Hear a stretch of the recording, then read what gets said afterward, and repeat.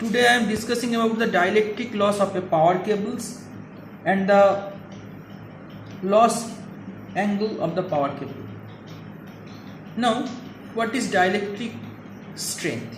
Dielectric strength is related with the capacitance. Now, what is capacitance?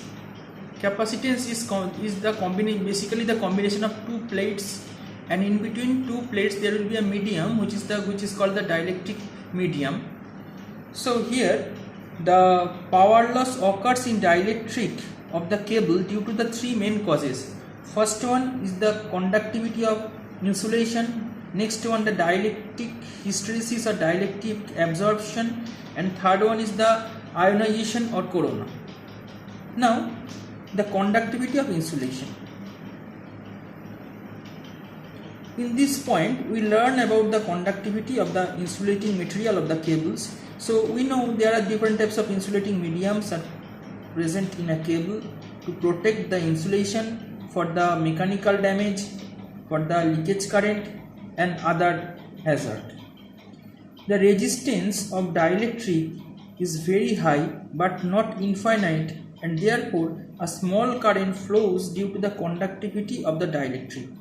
This current is called leakage current, because we know that any abnormal current which is passing through the insulation, which is called the leakage current. So the insulation of the cable is very high but not the infinity, because infinity it has no limit. So some amount of current is passing through the insulation. The amount of current is very low, that is negligible, but though the value of the current is negligible, but some amount of current is also present, which is called the leakage current.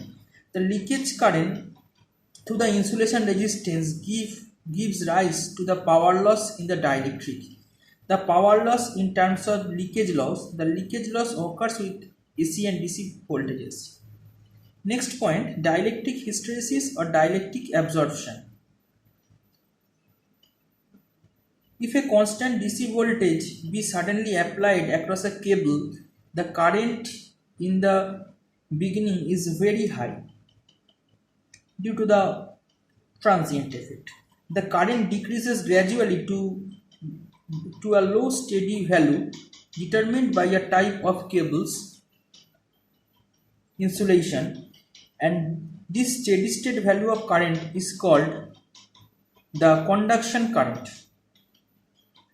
On removal of the applied voltage, the current does not become zero instantaneously, but the cable is discharging by supplying a current of dielectric magnitude for practically the same length of the time as it took previously to attain the steady state value before the dielectric is full discharged.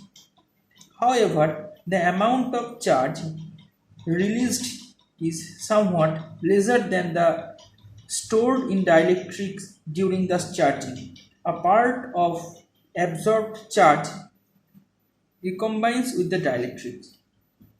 If the alternating voltage is applied to the cable, the dielectric is subjected to several cycles of the charging and discharging per second. This is the molecular bipolar function within the insulation within the stress is varied. The applied potential has overcome the molecular friction and elasticity of dielectric. A power loss takes place in the material of the dielectric due to the constant charging of the absorbed charge. This loss due to the absorption is much greater than in the insulation resistance. The dielectric absorption is also called the dielectric hysteresis. The phenomenon of similar to magnetic hysteresis. So the magnetic hysteresis property is similar to the dielectric hysteresis property, which is occurred due to the reversible change in field. There is a time lag in the system of the dielectric. The time lag is responsible for absorbing loss when a dielectric is subjected to the several cycles of charge and discharge per second. So due to the charging and discharging, and the reversible potential will be developed in the dielectric field, which cause the dielectric hysteresis. And this property is similar to the magnetic hysteresis, because magnetic hysteresis occurs with the reversible magnetic field of a magnet. Now, the corona or gaseous ionization of cables. That is the third point. The spaces of or void in the cables are filled with the vapor and impregnated oil and air. The dielectric strength of the voids or gaseous spaces within the insulation is very small compared to that of the insulation. If the applied potential gradient in the insulation is large, there is a concentration of field intensity in the space, resulting in the ionization of corona discharge. Thus, a breakdown of insulation may occur at relatively low stress and temperatures. Another harmful effect of corona discharge within the cable insulation is that produced ozone and oxides of nitrogen. These gases may deteriorate the insulation property, because these gases are basically effect on the metal part of the conductor and the insulation part also. The life of the cable is thus affected. The electric breakdown strength of impregnated insulation depends on the great extent upon the properties of its gas filled system and upon corona process occurring in them. The electrical breakdown stress is different for different insulations. One reason for this can be found in the different type of difference of the properties of cavities occurring in the insulation. The properties are basically location, size, shape, gas pressure, kind of gas, and the corona stress, etc. Now the dielectric power loss. The dielectric power loss is explained with the help of this circuit diagram. In a perfect capacitor, the applied voltage V, so this is the applied voltage which is applied across the capacitor, is lags the charging current by 90 degree. So here the charging current IC and the applied voltage is V. The angular displacement between the charging current and the applied voltage is 90 degrees here. So a cable behaves as an imperfect capacitor. The equivalent circuit of the cable can be represented by the parallel combination of a leakage reactance R1 and the capacitance in the C0 is shown in the figure. So leakage reactance here the leakage reactance R1 and the capacitance C, which are connected in parallel, and this is the equivalent circuit where V equals to line to neutral supply voltage, IR1 equals to current through R1, IC equals to current through the capacitor, and this current is called the charging current also because this current is passing through the capacitor, and I is the supply current, that is the main current of the capacitor which is entering to the capacitor. The phasor diagram shows the current I leads the applied voltage V at an angle 90 degree.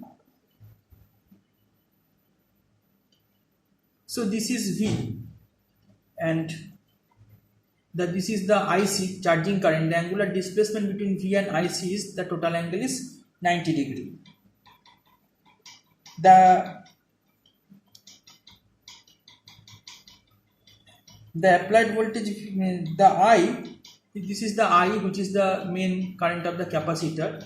The current I leads the applied voltage by an angle phi. The angle 90 degree minus phi equals to delta is called the dielectric loss angle. For a single phase line, the dielectric power loss PD equals to VI cos phi. VI cos phi equals to V into I into R1.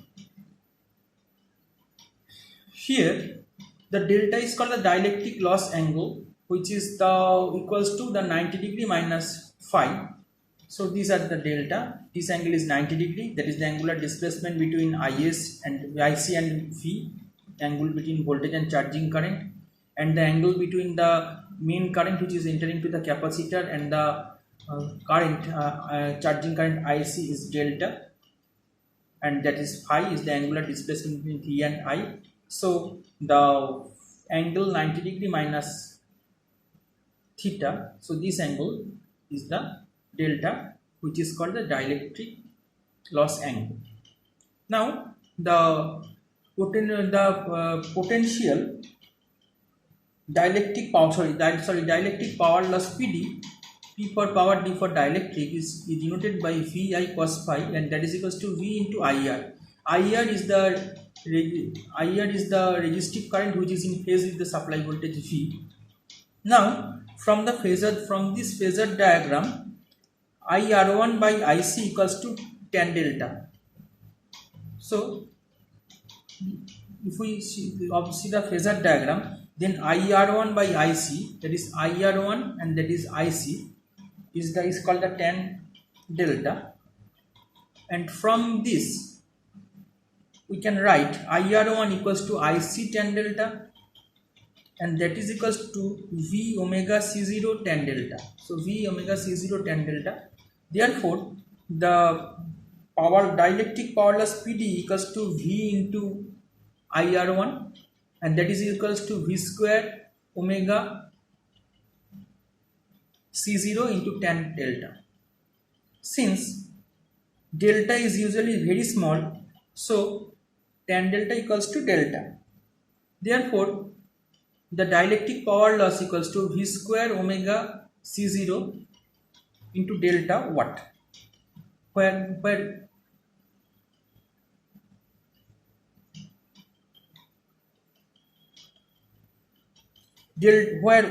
omega is the power supply frequency in radian per second and delta is in radian. So in a three-phase cable, if C0 be the equivalent star capacitor or capacitance to neutral, the dielectric power loss is given by PD equals to 3 Vp square omega into C0 into delta, where Vp is the phase angle. Now a problem with this theory, related with the theory.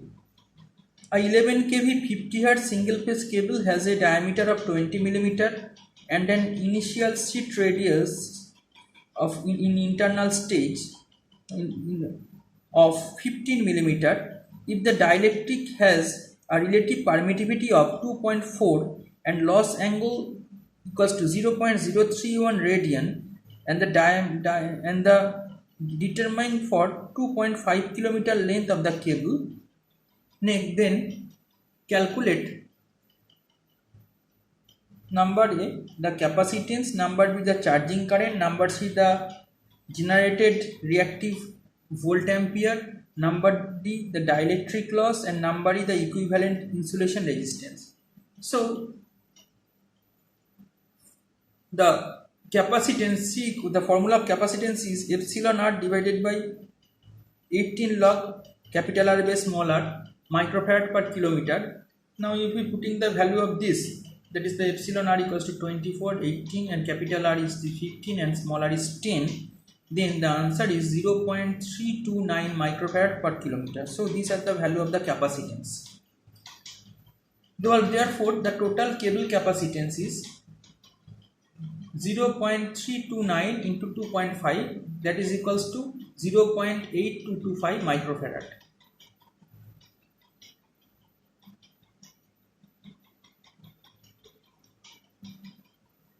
Now because the length of the cable is 2.5 kilometers, so this equals to 2.5.